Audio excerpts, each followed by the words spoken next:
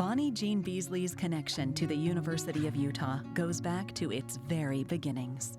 This is a cameo that had belonged to my mother's grandmother, Elizabeth Stewart Campbell Taylor. Her father and her father-in-law were both original regents with the University of Deseret. Frank Campbell Taylor, my grandfather, went to the University of Utah and loved it. He ran track. He told about how exciting it was that he got to run against Jesse Owens. My mother, June Taylor, went to the University of Utah and rode on the equestrian team. The U made an enormous difference in the life of Bonnie Jean's family, including her own. When I went to the University of Utah, it made a big difference for me.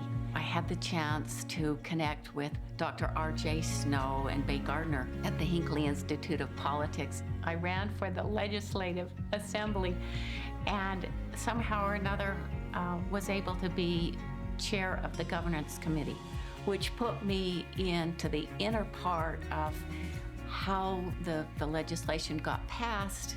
And so there were experiences in working where you realized, okay, if you have an interest, you can actually do things and make things happen and be engaged with other people who are trying to do things. It was during her time as a student she met a newly minted attorney named Brent Beesley. Their first date wasn't exactly full of romance. Our first date was to go down to my ranch. I picked her up in a nice car, and she thought she was going to lunch, and I just had some takeout from Kentucky Fried Chicken. So we didn't really have much to do with each other after that first date, and I felt bad about that, but I was glad to have met her. Fortunately, their paths crossed again, and 3 years later, they were married. 7 amazing children followed along, with 10 years working all over the country in the Reagan administration. Those 10 years were really important for me to focus on our family. The 7 children that we have, they were and are the highest priority in my life. After Brent completed those really important assignments, we moved back home. It was back in Utah Bonnie Jean answered the call from Governor Mike Leavitt to improve education attainment rates across the state. Ultimately, we got back to Utah, and she started to work. Mike Leavitt was one of my friends, too, and he got Bonnie Jean involved in education, which is where she wanted to be. We have gaps in attainment between Asians, whites, blacks, Hispanics, Native Americans, and it's not okay. It's just not okay. That's where my passion is. We need to close the gap. And that matters. It mattered to my dad. It changed my life. And I would like to see our situation change in the state of Utah so that every child has the opportunity to have a good education. Beyond serving her family and her faith, she has devoted her time and intellect to improving lives through education.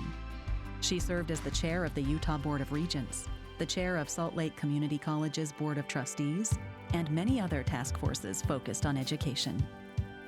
I'm proud of Bonnie Jean, and I'm grateful to the University of Utah for honoring her in this wonderful way. She has really devoted her adult life to lifting other people in both education and in humanitarian ways. For Bonnie Jean, she's doing what her family has felt important since 1850. To receive the Founders Day Award from the University of Utah is really meaningful to me. I think back of my ancestors. I think of the unbroken line from its founding to now. And it's a sweet thing, but I appreciate very much the recognition to say what you have done matters and that you are another link in this continuum.